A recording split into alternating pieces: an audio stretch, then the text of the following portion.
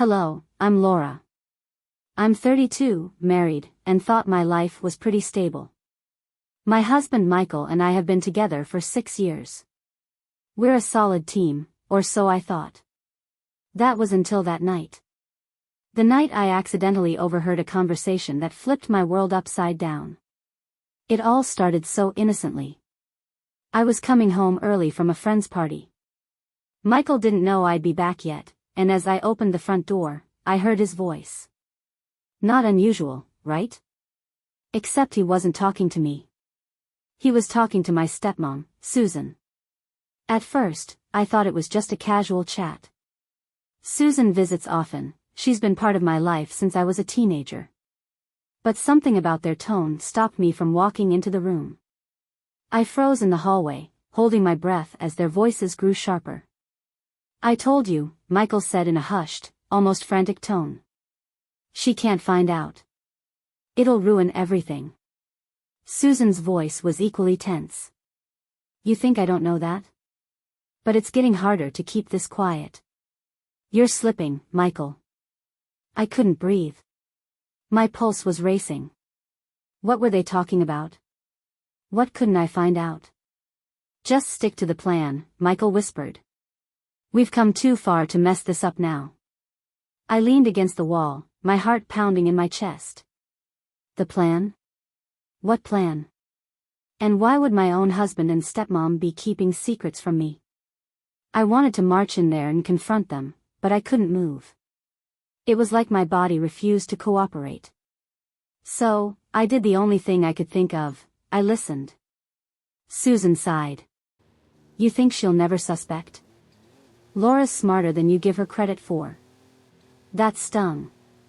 I clenched my fists, fighting the urge to burst into the room. Michael chuckled, but it wasn't his usual laugh. It was cold, almost mocking. Laura sees what I want her to see. Don't worry. She'll never put the pieces together. My stomach dropped. I felt sick. What pieces? What the hell were they talking about? I heard movement, footsteps heading toward the hallway, and panicked. Quietly, I slipped back out the front door and closed it just enough to leave a crack. My heart was racing as I stood outside, listening to them move around inside. I should go, Susan said. We can't risk her walking in on this. Michael agreed. I'll handle things here. Just, keep your cool. We can't afford any mistakes. I stepped away from the door, hiding in the shadows as Susan walked out. She didn't see me. She looked anxious, glancing over her shoulder before hurrying to her car. Once she was gone, I went back inside. Michael was in the kitchen, acting like nothing had happened. You're home early, he said, smiling. His tone was light, but I noticed the slight tension in his jaw. Yeah, I replied, forcing a smile. Decided to call it a night. I wanted to scream at him, demand answers, but I couldn't. Not yet. I needed to know more. That night, I barely slept. My mind was spinning with questions. What were they hiding? How long had this been going on? And most importantly, why? The next morning, Michael was his usual self, making coffee, scrolling through his phone, and acting like nothing was wrong. But I saw the way his eyes flickered toward me, like he was trying to gauge if I knew anything. Sleep okay? He asked. Not really, I replied, keeping my tone casual. Weird dreams. He nodded, not pressing further, and I couldn't decide if I was relieved or annoyed. Later that day, I called Susan. I wanted to see if she'd slip up, but she was just as composed as Michael. Hey, sweetie, she said brightly. Everything okay? Yeah, I lied. Just wanted to check in. You left kind of quickly last night. She hesitated for a split second before responding. Oh, you know me. Always running around. What's up? Nothing, I said. Just wondering if there's something I should know. Her tone shifted, just slightly. Of course not. Why would you ask that? I could feel the walls closing in around me. Whatever they were hiding, they were good at it. But I wasn't about to let it go. I started paying closer attention, watching their interactions, tracking their movements. And the more I observed, the more I noticed. Michael was suddenly more protective of his phone. Susan avoided being alone with me. It was like they were walking on eggshells, afraid of slipping up. And then it happened. A breakthrough. One evening, while Michael was in the shower, I saw his phone buzzing on the counter. A message popped up from Susan. "We need to talk. Urgent." My hands trembled as I stared at the screen. I had to know more, but I couldn't risk being caught. The next day, I decided to follow Susan. I waited outside her house, watching as she left and drove toward the city. Keeping a safe distance, I tailed her to a small cafe where she met Michael. They sat in a corner booth, leaning in close and speaking in hushed tones. I couldn't hear them, but their body language said it all. This wasn't a casual meeting. I snapped a photo with my phone, my heart racing. Whatever they were hiding, I was getting closer to uncovering it. But as I watched them, a chilling thought crossed my mind. What if the truth was worse than I imagined? And trust me, what happens next will leave you speechless. This is only the beginning. You know that moment when you realize you're playing a game, but you don't know the rules? That's where I was. If you thought overhearing my stepmom and husband's secret conversation was wild, buckle up. This part is where the real chaos begins. The next morning, I woke up with a mission. I wasn't going to sit back and let them control my life like some clueless pawn. Whatever they were hiding, I was determined to uncover it. And honestly, I had nothing left to lose. Michael was already gone for work, and Susan, well, she had a habit of popping in and out unannounced. I decided to use the quiet time to investigate. Starting with Michael's office. His home office was always his private domain. The door was usually closed, and he was quick to lock his computer. But today, I noticed he'd left in a rush. His laptop sat on the desk, slightly ajar. My heart raced as I approached it. This was it. The moment I might find the answers, or unleash a whole new storm of questions. The screen lit up, asking for a password. Of course. I sat back, chewing on my lip. What could it be? Birthdays? Pet names? Favorite sports teams? I tried everything I could think of, but no luck. Then it hit me. Michael always joked about how predictable he was. His favorite number was 42, a nerdy reference to the Hitchhiker's Guide to the Galaxy. On a whim, I typed 42 Michael into the password field. The screen unlocked. At first glance, everything seemed normal: emails, work documents, random tabs about car maintenance. But then I saw a folder labeled Personal Projects buried deep in his desktop. I clicked on it and my stomach flipped. Inside were files titled Susan_Plan1.docs, timelines, and Laura_profile. My profile? I opened it, hands trembling. It was a detailed document about me. My habits, my routines, even my preferences. Like, what time I usually leave the house, how often I go to the gym, and even the grocery store I visit. It felt like someone had peeled away all my layers and written me down on paper. But why? The next file, Timelines, was even worse. It had dates and events listed, some from years ago. It outlined milestones in my life: when I started my new job, the day Michael and I got married, even the exact week Susan moved into town. I was staring at my life through someone else's eyes. I slammed the laptop shut, my breath coming in short gasps. Who was my husband? And what was Susan's role in all this? Before I could dig further, I heard the front door open. Laura? Susan's voice echoed through the house. I froze. My heart felt like it might explode. Did she know I was here? Upstairs. I called back, trying to sound normal. I quickly put the laptop back where I found it and ran to the bedroom. By the time Susan came upstairs, I was casually folding laundry, as if nothing was wrong. She poked her head in, her usual fake smile plastered across her face. "Oh, there you are. I was just dropping off some papers for Michael." "Thanks," I said, forcing a smile of my own. "What's up?" "Oh, nothing much," she said, leaning against the doorframe. "You doing okay? You seemed a little off yesterday." I laughed nervously. "Yeah, I'm fine. Just tired, you know." Her eyes narrowed slightly, but she didn't press further. "Well, if you need anything, let me know. I'm always here for you." As she left, I felt a shiver run down my spine. Her words sounded innocent enough, but the way she said them made my skin crawl. That night, I decided to confront Michael, partially, at least. I needed to see his reaction. "Hey," I said over dinner, trying to keep my voice steady. "Susan stopped by today."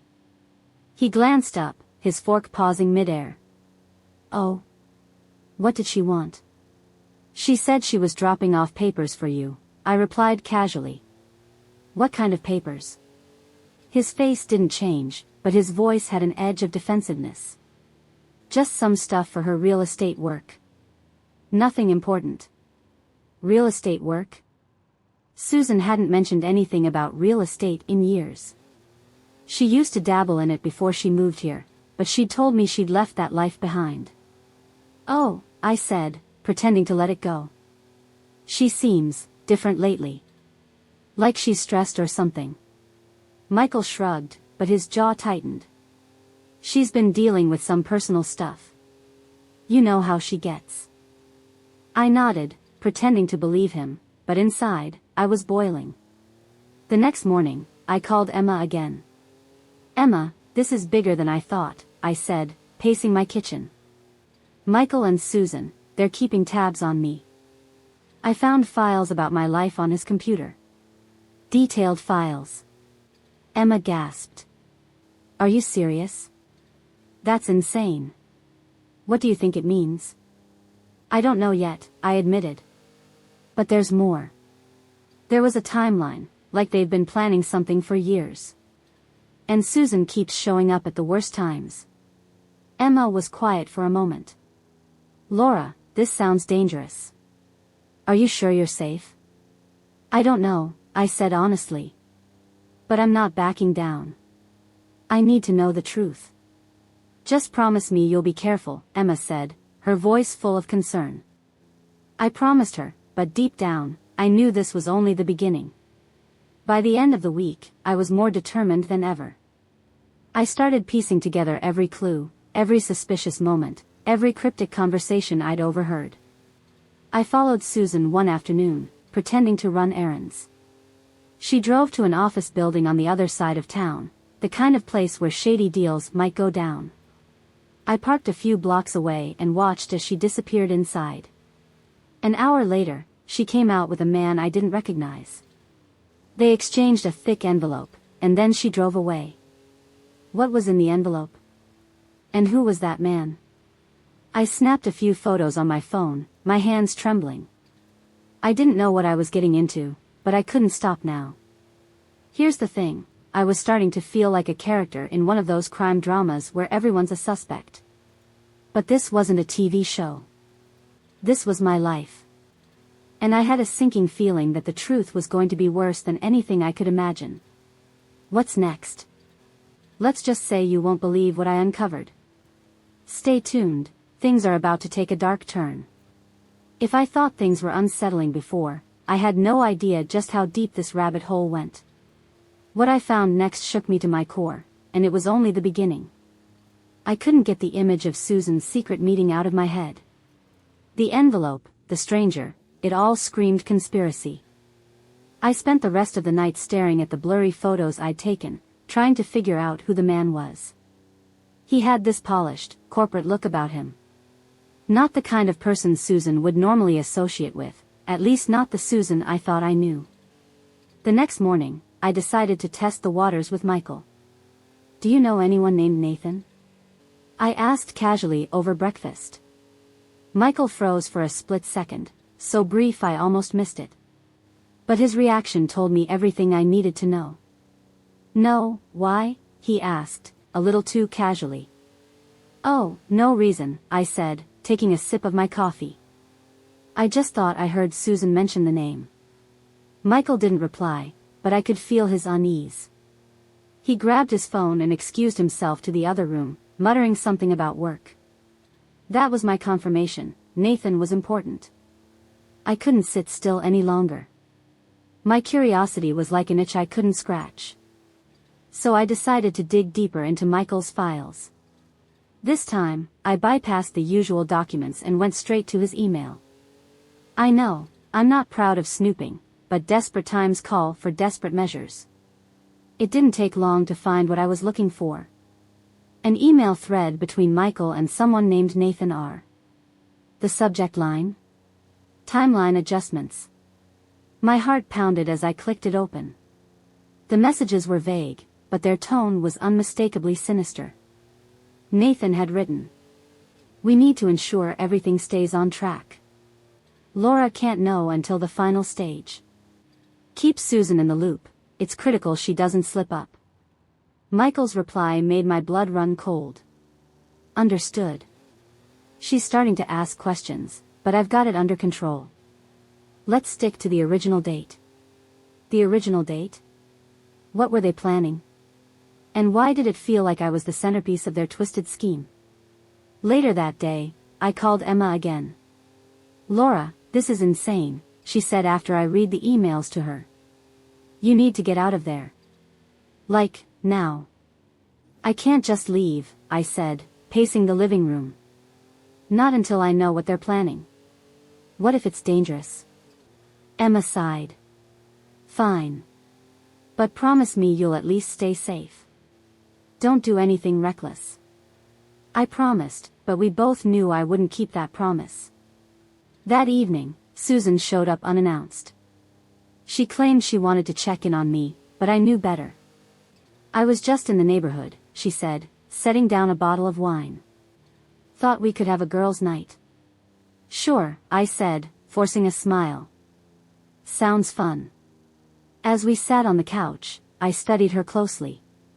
She was too composed, too calculated. Every word she said felt rehearsed. "So, how's work?" I asked, trying to steer the conversation. "Oh, same old," she said with a dismissive wave. "But enough about me. How are things with Michael?" The way she said his name sent a chill down my spine. "Fine," I said, keeping my tone neutral. "Why do you ask?" She smiled, but it didn't reach her eyes. "Just curious. You two make such a lovely couple." I wanted to scream, "Cut the act, Susan. I know you're up to something." But I played along, waiting for her to slip up. After she left, I couldn't shake the feeling that she was testing me. Like she was trying to gauge how much I knew. And then it hit me, maybe I wasn't the only one digging for answers. Maybe they were watching me, too. I tore through the house, checking every room for hidden cameras or microphones. Paranoia gripped me as I searched high and low. In the end, I didn't find anything, but that didn't mean they weren't there. The next day, I decided to follow Susan again. This time, she led me to a warehouse on the outskirts of town. The place looked abandoned, but Susan walked right in like she owned it. I waited in my car for a few minutes before my curiosity got the better of me. I crept up to one of the windows and peered inside. What I saw made my stomach churn. Inside, Susan was talking to Nathan, the man from the photos. But they weren't alone. There was a third person, someone I didn't recognize. They were standing around a table covered in documents and photos. And in the middle of it all was a large envelope with my name written on it in bold letters. I pressed my ear to the window, straining to hear their conversation. "She's getting too close," Nathan was saying. "We need to accelerate the timeline." Susan nodded. "I'll handle it. She won't suspect a thing." "And Michael?" the third person asked. He's on board, Susan replied. He'll do whatever it takes to keep her in the dark. I felt like the ground had been ripped out from under me. My own husband was part of this. I barely made it back to my car before my legs gave out. My mind was racing, trying to piece together what I'd just heard. They were planning something big, something that involved me. And whatever it was, they were running out of time. Back home, I sat down with a notebook and started writing everything down. The emails, the timeline, the warehouse meeting, it all pointed to one conclusion: I was being manipulated. But why? What was so important that they'd go to these lengths to keep me in the dark? I didn't have the answers yet, but I knew one thing for sure: I couldn't trust anyone. Not Susan.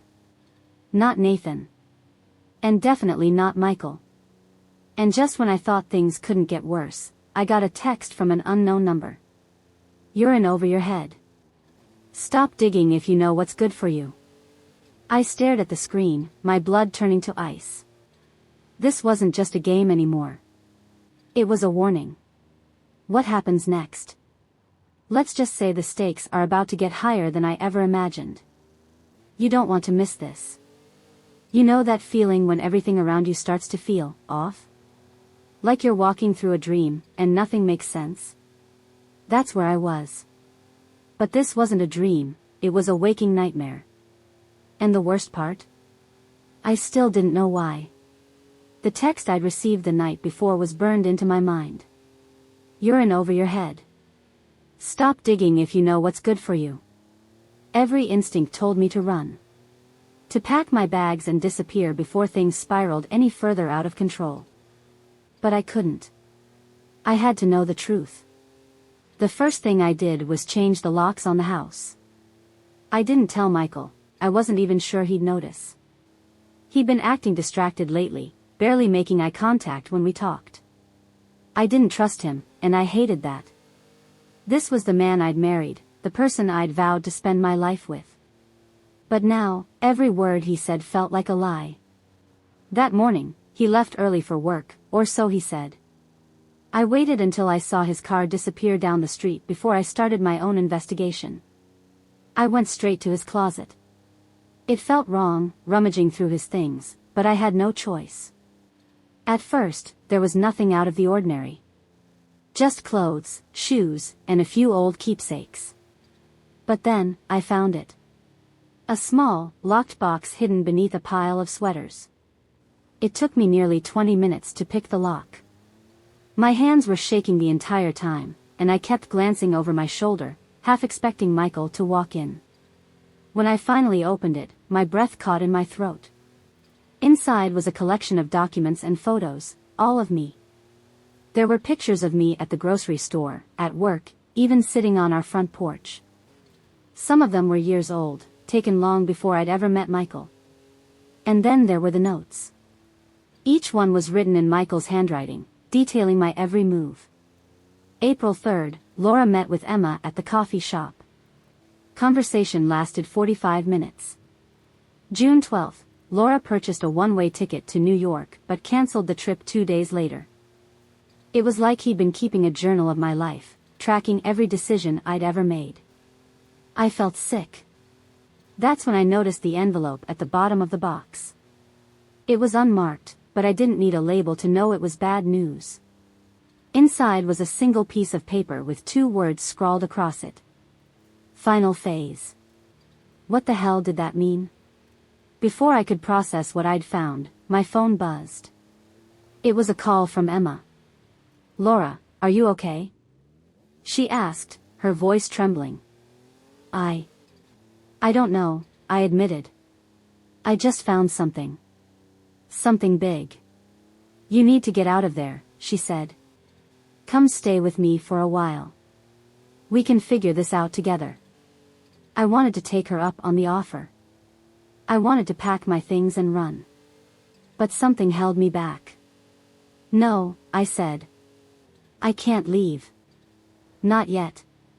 That night, I couldn't sleep. I kept replaying the events of the past few days in my mind, trying to make sense of it all.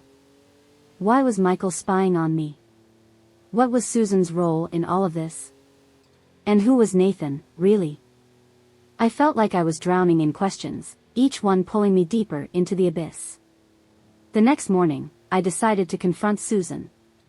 I called her and asked if we could meet for lunch. She sounded surprised but agreed without hesitation. When we sat down at the restaurant, I wasted no time. "Susan, what's going on?" I asked, my voice trembling. "What are you and Michael hiding from me?" She blinked, taken aback. "What are you talking about?" "Don't play dumb," I said, pulling out my phone and showing her the photos I'd taken at the warehouse. "I saw you. I know you're working with Nathan."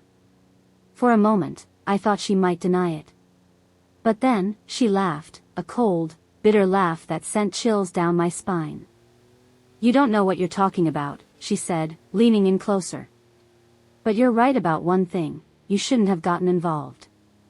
I felt like the air had been sucked out of the room. "What do you mean?" I asked, my voice barely above a whisper. Susan smirked. "You'll find out soon enough." With that, she stood up and walked out, leaving me alone with more questions than ever. When I got home, Michael was waiting for me. "Where were you?" he asked, his tone sharp. "Out," I said, brushing past him. "What's it to you?" He grabbed my arm, stopping me in my tracks. "We need to talk," he said. "Oh, now you want to talk?" I shot back. "Where was this energy when I asked you about Nathan?" Michael's face went pale. "What do you know about Nathan?" "Enough," I said, yanking my arm free. "And I know about Susan, too. So don't even try to deny it." For a moment, Michael just stared at me, his expression unreadable. Then, he let out a long sigh. "You don't understand," he said. "It's not what you think." "Then explain it to me," I demanded. But he didn't. Instead, he walked out of the room, leaving me alone with my thoughts. I didn't think it was possible, but things were getting worse by the minute. And just when I thought I couldn't take any more, I received another text. This time, it wasn't a warning. It was a threat. "Stop digging, or you'll regret it." My hands were trembling as I read the message.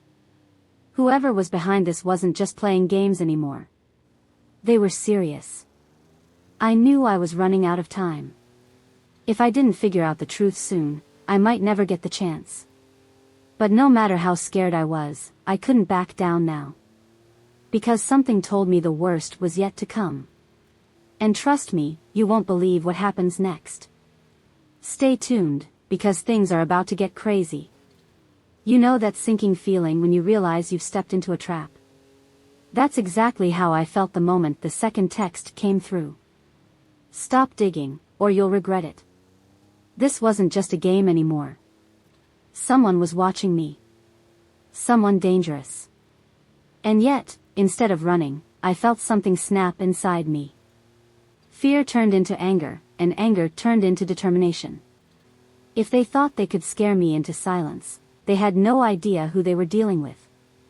The first thing I did was head back to Michael's locked box. I'd missed something the first time. I was sure of it. My heart was pounding as I went through the contents again, looking for any clue I might have overlooked. And then I saw it, a small slip of paper tucked into the lining of the box. It was an address. That's when I knew I had to act. I grabbed my keys and drove straight to the location. It was a rundown building on the edge of town, the kind of place you'd only go if you had no other choice. As I approached, I couldn't shake the feeling that I was being watched. But I didn't let it stop me. If this was where the answers were, I was going to find them. The door was unlocked, and the air inside was thick with dust. I crept through the building, my footsteps echoing in the silence. Every creak of the floorboards sent a jolt of adrenaline through me. And then I heard it, a faint voice coming from one of the back rooms. I moved closer, careful not to make a sound. The door was slightly ajar, and through the crack, I could see two people talking. One of them was Nathan. The other? My stepmom, Susan. I couldn't believe it. I wanted to burst in and demand answers, but something held me back. I needed to hear what they were saying first. You said she'd never find out, Nathan hissed. I didn't think she'd get this far, Susan shot back. She's smarter than we gave her credit for. We need to shut this down. Now, Nathan said. Before it's too late. Don't worry, Susan replied, her voice cold. I've got it under control. My mind was racing. What were they talking about? What were they so desperate to hide? Before I could make sense of it, Susan's phone buzzed. She glanced at the screen and her eyes narrowed. She's here, she said, her tone deadly. I froze. How did they know? My heart was pounding as I backed away from the door, trying to stay out of sight. But it was too late. The door swung open, and Susan stepped out, her eyes locking onto mine. Well, she said, a sly smile spreading across her face. Looks like the cat's out of the bag. For a moment, none of us moved. And then Nathan lunged at me. I barely had time to react, ducking out of the way and sprinting for the exit. Stop her. Susan shouted. I didn't look back. When I finally made it to my car, I was shaking so badly I could barely get the key into the ignition. As I drove away, I kept glancing in the rearview mirror, half expecting them to follow me. But they didn't. By the time I got home, I felt like I'd run a marathon. I locked the doors, pulled the curtains shut, and tried to catch my breath. I knew I couldn't keep this to myself anymore. I needed help. I called Emma. Laura, what's going on? She asked, her voice filled with concern. It's worse than I thought, I said, my voice trembling. Susan and Nathan, they're working together. I heard them talking. What did they say? They know I'm onto them. And they're planning something big. Emma was silent for a moment. You need to be careful, she said finally. This is dangerous. I know, I said. But I can't stop now. I'm too close. That night, I couldn't sleep. Every time I closed my eyes, I saw Susan's face, her cold smile haunting me. I kept replaying the conversation I'd overheard, trying to piece it all together. What were they hiding? And why were they so desperate to keep me in the dark? The next morning, I decided to confront Michael. I couldn't keep pretending everything was normal. Not after what I'd seen. Michael, I said, my voice steady. We need to talk. He looked up from his coffee, his expression unreadable. What's this about? He asked. I know about Susan, I said. And Nathan. I know you're involved. For a moment, he just stared at me. Then, to my surprise, he laughed. You think you know everything, don't you? He said, his tone mocking. Why don't you enlighten me? I shot back.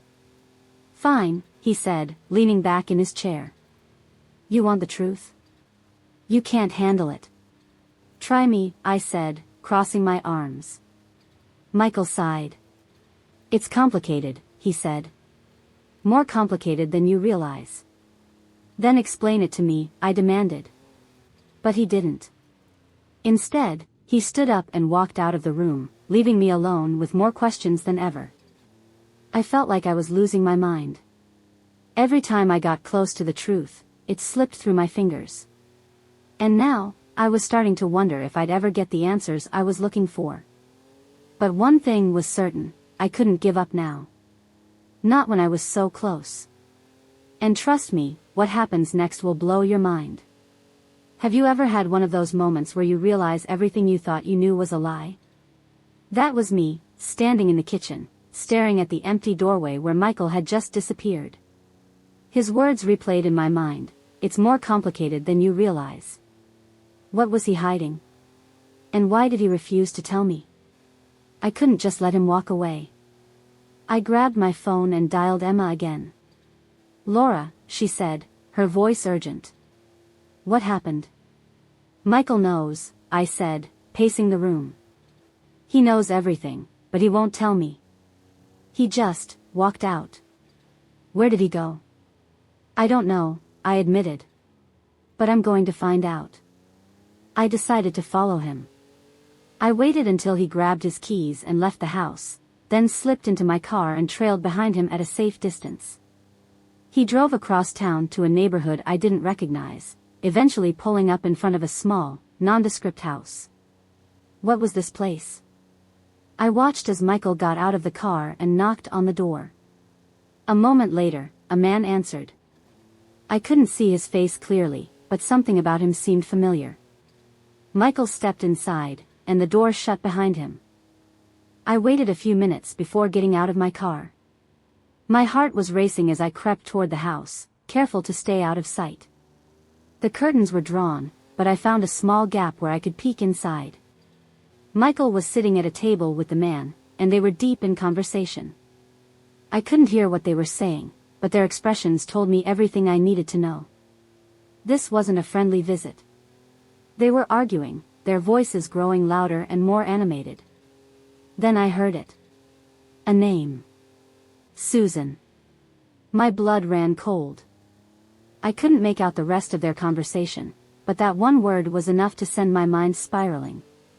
What did Susan have to do with this? Before I could figure out my next move, the front door opened, and Michael stepped outside. I ducked behind a bush, holding my breath as he walked back to his car and drove away. Once he was gone, I made my move. I knocked on the door, my heart pounding. The man opened it, his expression wary. Can I help you? He asked, his voice cautious. I know you were just talking to my husband, I said, my voice steady. And I know you mentioned Susan. His eyes narrowed. Who are you? I'm Laura, I said. And I think you know exactly why I'm here. For a moment, he just stared at me. Then he sighed and stepped aside, motioning for me to come in. The inside of the house was as unremarkable as the outside, but there was a tension in the air that made my skin crawl. The man gestured for me to sit down, but I remained standing. Who are you? I demanded. My name is Greg, he said. And if you're here, it means you've already figured out more than you should. Stop with the cryptic answers, I snapped. What's going on? What are Michael and Susan hiding? Greg hesitated, then finally spoke. They're hiding something big, he said. Something that goes back years. But if you're smart, you'll drop this and walk away. I'm not walking away, I said firmly.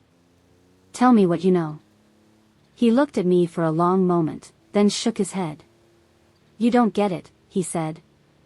This isn't just about you. It's bigger than that. And if you keep digging, you're going to put yourself in danger. I can handle it, I said. Now start talking. Greg leaned back in his chair, his expression conflicted. Fine, he said finally. But you're not going to like what I have to say. What he told me next left me reeling. He explained that Susan and Michael weren't just hiding a secret, they were part of a plan. A plan that involved me. You were never supposed to find out, Greg said. They thought they could keep you in the dark forever. Find out what? I demanded. Greg hesitated, then finally said the words that changed everything. They're working together. And they've been lying to you since the beginning. I felt like the ground had been ripped out from under me. All this time, I'd thought I was uncovering Michael's secret. But it wasn't just his. Susan was involved, too. And now, I had no idea who I could trust. As I left Greg's house, my mind was racing. I needed answers. I needed the truth. And I wasn't going to stop until I got it. But trust me, what I found next. It was worse than I could have ever imagined. You know that feeling when you think you've hit rock bottom, but then the ground crumbles beneath you? That's where I was. My head was spinning from what Greg had just revealed. Michael and Susan, working together? Lying to me from the start? I drove home in a daze, replaying every conversation, every moment that now felt like a lie. But the worst part? This wasn't the end. I could feel it in my gut, there was more to the story, something darker, something I wasn't ready for. When I got home, the house was quiet. Too quiet. Michael? I called out, my voice echoing through the empty rooms. No answer. I checked the kitchen, the living room, the bedroom. Nothing. It was like he'd vanished. But then I noticed his laptop on the desk, the screen still glowing. I hesitated. Michael was always protective of his laptop, almost obsessive. I'd never dared to touch it before, but tonight? Tonight was different. I opened the screen, and my heart skipped a beat. There was an email open, half written. The subject line, "It's time to end this." The recipient? Susan. I couldn't breathe. My hands were shaking as I read the email. Susan. We've kept this up for too long. Laura's starting to piece things together, and Greg is becoming a liability. If we don't act now, everything we've worked for will fall apart. Meet me at the cabin tomorrow night. We'll figure out how to handle this once and for all. The cabin. I knew exactly what he was talking about. Michael and I had gone there a few times for weekend getaways. It was secluded, quiet, a perfect place for secrets. My first instinct was to confront him, to demand answers. But something stopped me. This wasn't the kind of conversation I could have without proof, without leverage. If Michael and Susan were planning something, I needed to know what it was. So, I made a decision. I was going to the cabin. The next day, I packed a bag and told Michael I was visiting Emma for the weekend. He barely looked up from his phone. Okay, he said casually, like nothing was wrong. But I saw it. The tension in his shoulders, the way he avoided my eyes. He knew. I left the house, drove around the block, and parked out of sight. Then I waited. Sure enough, an hour later, Michael left. He didn't see me tailing him as he headed toward the highway, then took the exit for the cabin. When we reached the woods, I parked my car at a distance and followed him on foot. The cabin loomed ahead, its wooden frame blending into the surrounding trees. I crouched behind a bush, watching as Michael unlocked the door and stepped inside. Minutes later, another car pulled up. My stomach dropped as Susan stepped out, looking around nervously before hurrying inside. I crept closer, my heart pounding in my chest. The window was slightly open, just enough for me to hear their voices. We have to act fast, Michael was saying. She's too close. Susan's voice was sharp. I told you this would happen. You should have been more careful. Michael sighed. I didn't think Greg would talk. He promised to stay out of it. Well, now he's a problem, Susan snapped. And so is Laura. I clenched my fists, anger bubbling inside me. They were talking about me like I was some obstacle to be removed. But removed how? I'm not comfortable with this, Michael said after a pause. Susan scoffed. You don't have a choice. If we don't handle this now, everything will come crashing down. Do you really want her to find out the truth? The truth. There it was again, that elusive word. I needed to know. Taking a deep breath, I crept around to the back of the cabin and slipped inside. The wooden floor creaked under my weight, and I froze, my heart racing. They didn't hear me. I moved closer, hiding behind a wall as their voices grew louder. You think she suspects? Susan asked. Michael hesitated. She's too smart not to. But I can still fix this. Susan laughed bitterly. You can't fix this, Michael. It's too late for that. My foot slipped, and I stumbled against the wall. The sound was loud enough to silence their conversation. Did you hear that? Susan whispered. I held my breath, pressing myself against the wall as footsteps approached. Michael appeared in the doorway, his eyes scanning the room. Hello, he called out. I stepped out, my chin high. Surprise. The look on his face was priceless. Laura, he stammered. What are you doing here? I could ask you the same thing, I said coolly. But I think I already know. Susan stepped into view, her face pale. This isn't what it looks like, Michael said quickly. I laughed, a cold, bitter sound. Oh, I think it's exactly what it looks like. They exchanged a glance, and I saw it, fear. They knew they were caught. Fine, Susan said, crossing her arms. You want the truth? You're not ready for it. Try me, I said. Michael grabbed my arm, his grip tight. Laura, we can explain. Then start talking, I snapped. Susan sighed. It's not that simple. Make it simple, I said, my voice shaking. Because if you don't, I swear, I'll find out on my own. What they told me next shattered everything. Michael wasn't who I thought he was. And neither was Susan. But trust me, the real shocker? It's still to come. I wish I could say that I was prepared for what Michael and Susan were about to reveal. But I wasn't. Not in a million years. I thought I had everything figured out, that I had them cornered. But as their eyes flicked nervously between each other, I knew this was only the beginning. I crossed my arms, staring them both down. So, what's the truth, then? What do you think I'm not ready for? Michael opened his mouth to speak, but Susan shot him a warning glance. She stepped forward, her voice low but steady. You think you know everything, Laura, but you don't.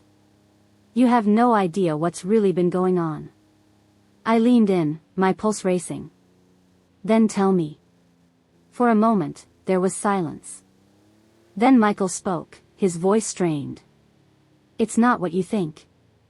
This isn't just about us, it's bigger than that. I felt a cold chill settle in my stomach. What could be bigger than the betrayal I just uncovered? What do you mean? I demanded. Susan glanced at Michael, then back at me, as if weighing her options. You're right about one thing, Laura. We've been lying to you. But the thing is, we had no choice. It's not just about us anymore. It's about your father. My mind went blank. My father? Why would he be involved in all of this? What do you mean, my father? I asked, my voice shaky. Michael let out a frustrated sigh. It's all connected. You've been in the dark for so long, Laura. Your father, he's been part of something dangerous. I shook my head, trying to process what they were saying. No. That's impossible. My dad's been dead for years. Susan's eyes narrowed. He may be dead, but the things he was involved in, those things didn't just disappear when he died. My heart thudded in my chest. What do you mean? What things? Michael's expression hardened. Your father was involved with people you don't want to mess with. And when he died, it didn't end there. It's been a ripple effect. A chain of events that's been leading to this moment. I could feel my knees buckling as the weight of their words sank in. Are you telling me my father was involved in some kind of crime ring? Or worse? Susan stepped closer, her face tense. Not just any crime ring. It was much bigger than that. Your father made a deal with some very powerful people before he died. And that deal, it's been affecting everything, including your marriage. That's why Michael and I had to work together. I took a step back, my mind reeling. You're saying this whole time, this whole marriage, was some kind of cover-up for whatever my dad did? Michael's face twisted with guilt. It wasn't like that, Laura. We didn't want it to happen this way. But we got caught up in something we couldn't control. I shook my head in disbelief. How could you do this to me? To us? Susan's face softened for a brief moment. We never wanted to hurt you, Laura. But the truth is, you've been in danger for a long time, and we had no choice but to protect you. Your father's past is tied to everything that's happening now. If we didn't do what we did, things would have been much worse for you. I felt a wave of nausea roll through me. My whole life, my marriage, everything I thought I knew was based on lies. But the worst part? There was still more. I could feel it, hanging in the air like a storm waiting to break. Why now? I asked, my voice barely above a whisper. Why tell me this now? Michael and Susan exchanged another glance, and this time, I could see the fear in their eyes. Because it's too late, Susan finally said, her voice tight with dread. The people your father made that deal with, they're coming for you. They know you're alive, and they know you're a threat.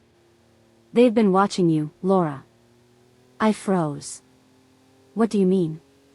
Who's coming for me? Michael's jaw clenched. I don't know everything, but I know enough. They don't care who you are, or what you know. They just want to make sure the past stays buried. I felt my breath catch in my throat. So, this is about more than just us. It's about my father's secrets, and now I'm in danger because of them. Susan nodded grimly. Yes. And if we don't do something about it, you're going to be in the middle of something you can't escape from. My mind was spinning. I wanted to run, to scream, to demand answers. But all I could do was stand there, paralyzed by the truth. The truth that had been hidden from me for so long. How do we stop this? I asked, my voice barely audible. Michael ran a hand through his hair. We can't stop it. Not without exposing everything. We have to make them think you don't know. You have to stay in the dark for a while longer, at least until we can figure out our next move. I felt my pulse hammering in my temples. What? You want me to keep pretending? After everything you've just told me? We're trying to protect you, Laura, Susan said softly. I know it's hard to understand, but we don't have a choice. If you go public with what you know, if you push for answers, they'll come for you faster than we can stop them. My mind was racing. The world I thought I knew was unraveling right in front of me. And yet, I couldn't shake the feeling that this was only the tip of the iceberg. There was something bigger, something darker, lurking just beyond the horizon. I looked at Michael and Susan, both of them now standing silently, waiting for my response. I felt the weight of the decision I was about to make, and I knew there was no going back. I took a deep breath. So what now? What do I do? And as their eyes locked with mine, the storm that had been brewing for so long finally broke. I couldn't believe it. The weight of everything Susan and Michael had just told me was almost too much to process. My father, a secret deal, danger, it was all too much. I was living in a nightmare, and yet, I was wide awake. I stood there, frozen, my mind a whirlwind of questions. I couldn't tell if I was furious, scared, or just numb. But one thing was certain, I could never go back to the life I knew before. You can't be serious, I whispered, my voice trembling. You want me to just keep pretending like nothing's happening? To go on like everything's normal, when my life is falling apart around me? Susan's eyes softened, and she reached out as if to comfort me, but I instinctively pulled back. I know it's hard, Laura. But you don't understand how dangerous this situation is. If we don't play it cool, if we don't stay under the radar, they'll come for you. Michael stepped closer, his hands raised in surrender. We never wanted any of this. But your father's choices, his past, it's catching up with you now. And it's not just about you anymore. There's too much at stake. You're in this whether you like it or not. My pulse quickened. Who are they? Who are these people you're talking about? What do they want from me? Susan exchanged a glance with Michael before speaking again. I don't know everything, but I know they won't hesitate to hurt you if they think you know too much. We've kept you safe until now, but the truth is, we don't have much time. I felt the walls closing in on me. I had never felt so alone in my life. But what else could I do? I had no choice. How do I even begin to process this? I said, more to myself than to anyone else. You both are telling me my life is in danger because of something my father did, and now I'm stuck in the middle of it. Michael's voice was sharp, urgent. Yes, Laura. That's exactly what we're saying. And the more you ask questions, the closer you get to them finding out you're digging around. You need to trust us for now. Stay quiet. Don't make any moves. We'll figure this out, but we need time. A chill ran through me. The air felt heavy, suffocating. I had to swallow hard to keep from panicking. Time? How much time do we have? Not much, Susan admitted, her voice tight. I've already told you too much. They're watching. They know things. They have people everywhere. I shook my head, feeling the world start to spin. What does that even mean? What do they want with me? Why didn't you just tell me the truth sooner? Susan's eyes hardened, and I could see the strain in her expression. You think it was easy for us? We didn't want you involved in this. But now you are, and we don't have the luxury of pretending this can go away. You're tied to this. There's no going back. I tried to process her words. The idea of being part of something so dark, so dangerous, made my stomach turn. But deep down, I knew she was right. There was no going back. Whatever had happened in the past, whatever deal my father made, it was all connected to me now. But still, I couldn't shake the feeling that I was being pulled into something much bigger than I could handle. And what scared me more than anything was the nagging feeling that I was walking straight into the storm. What happens next? I asked, barely able to make my voice steady. Michael looked me dead in the eye. We stay low. We don't raise any flags. We keep our heads down, and we figure out what their next move is. We protect you, Laura, but you need to trust us. This is bigger than you think. Bigger than I think? Was that even possible? I felt a knot tighten in my chest. And if I can't trust you? What happens then? Michael looked away. For the first time, I saw uncertainty in his eyes. I don't know. I honestly don't know. I turned away, pacing in frustration. This doesn't make sense. How do I even know who to trust anymore? You've kept so much from me, lied to me, how am I supposed to believe anything you say now? Susan's voice was quiet, but it cut through the tension. We're telling you the truth, Laura. All we want is to keep you safe. If you don't believe us, that's fine, but we don't have time for games right now. The clock is ticking. I stopped in my tracks. What do you mean the clock is ticking? What exactly do you think they'll do to me? Michael and Susan exchanged another look. I could see the fear now, clear in their eyes. It was real. They weren't bluffing. I don't know exactly, Susan admitted. But I've seen the lengths they'll go to protect their secrets. And they'll do whatever it takes to keep things buried. The hairs on the back of my neck stood up. It was like a piece of a puzzle was clicking into place. The more they told me, the more I realized how little I knew about the world I'd been living in. And that's when it hit me. There was no such thing as safe anymore. I had no idea who to trust, who was really on my side. Michael? Susan? Or were they just as much a part of the web of lies my father had tangled me in? You're telling me everything's been a lie? I whispered, almost to myself. Not everything, Michael said quietly. But yes, a lot of it. I felt like I was suffocating. Every time I tried to get a grip on what was going on, the truth slipped further away from my fingers. Why me? I whispered, my voice breaking. Why am I the one stuck in the middle of this? I didn't ask for any of this. Susan's face softened, but she looked helpless. Because, Laura, your father's choices are the reason we're here. And now, it's your turn to face the consequences. I sank into the chair behind me, suddenly feeling completely defeated. How did it all get so out of control? And what did this all mean for my future? But one thing was for certain, this wasn't just about me anymore. This was about survival. And the hardest part? I didn't know if I'd make it out alive. And just when I thought I couldn't take any more, the phone rang. And I knew in my gut that nothing would ever be the same again. The phone rang. It was an unknown number, and my heart skipped a beat. I didn't want to answer it. Part of me feared that whoever was on the other end was already one step ahead.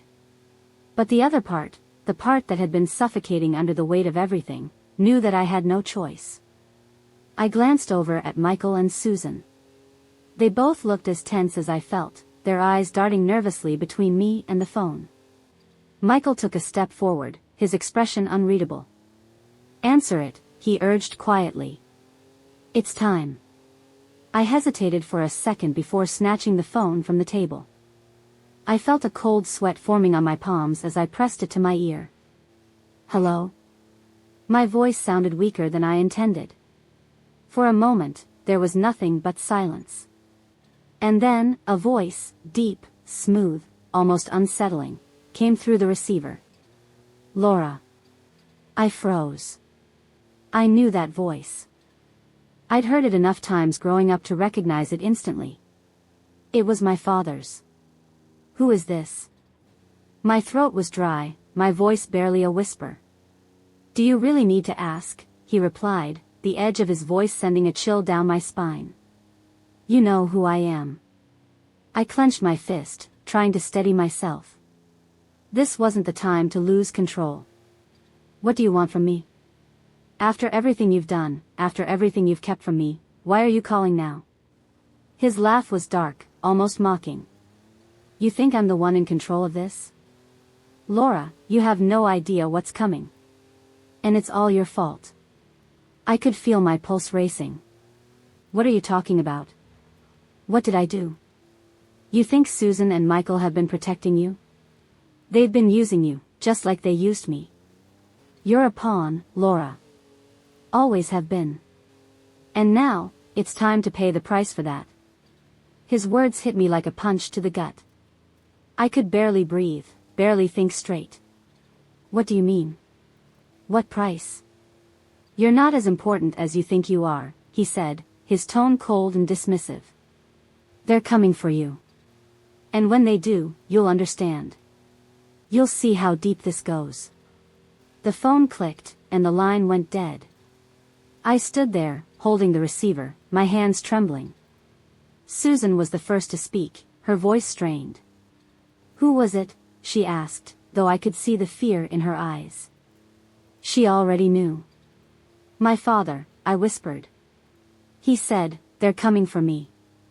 Michael's face paled. He turned to Susan, as if trying to make sense of the situation. "It started," he said, his voice tight with dread. "We're out of time." Susan stepped toward me, her expression almost apologetic. "We didn't want you involved in this, Laura. But now it's inevitable. We're all in this together." I looked at her, my head spinning. What did he mean by that? What price do I have to pay? Michael shook his head, his hands up as if to ward off the question. "We don't know. But what we do know is that whoever is behind this, they don't play by the rules." I felt the weight of his words. Whoever they were dangerous. They'd been pulling strings all along, and now, I was in their crosshairs. My father had warned me, but it didn't make me feel any safer. In fact, it only made me more terrified. "We have to leave," Susan said, her voice urgent. "Now. If we don't, we're sitting ducks." "What do you mean leave?" I asked, my voice shaking. "Where do we go? What about?" "Don't argue with me," she snapped, cutting me off. "We're not staying here. We don't have the luxury of wasting time. They'll be here soon, and we need to be gone before they find us." I looked at Michael, desperately trying to find some reassurance in his face, but all I saw was the same fear that I felt in my chest. "What happens if we don't leave?" I asked, my voice barely above a whisper. "They'll come for us," he said, his voice grim. "And when they do, nothing will stop them." I felt sick. Everything I had known, everything I thought I understood, was crumbling. The world I had built around myself, the safety of my home, my life, even my marriage, was now shattered into pieces. I couldn't even trust the people who were supposed to protect me. My own father had thrown me into the middle of this mess, and now I had no way out. My whole life had been a lie. I was a pawn, just like he said. But as much as I wanted to scream, to lash out, I knew that wasn't going to help.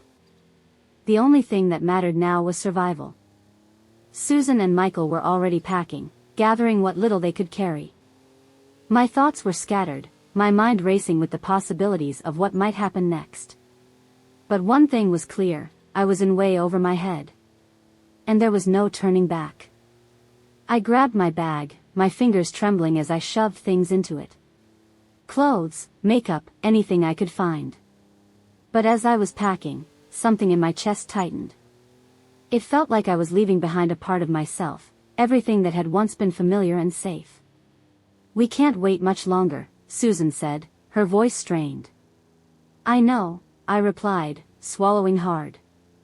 I just need a minute." And as I looked at them, I realized that I didn't know who I could trust anymore. Could I trust Michael and Susan? Were they on my side, or were they part of the game? Were they just as tangled in the web of lies as my father had been? There was so much I didn't understand, so much that I still needed to figure out. But one thing was clear, I was in this fight whether I wanted to be or not. And the more I learned, the more I realized just how dangerous this situation had become. We didn't have much time. As I turned to grab one last thing, I heard a noise outside the door. A soft knock. My heart skipped a beat. "Damn," Michael muttered. "They're here." The door creaked open, and I froze. I didn't know who was standing on the other side. But one thing was certain, the game had just changed, and I was about to find out exactly how deep the rabbit hole went.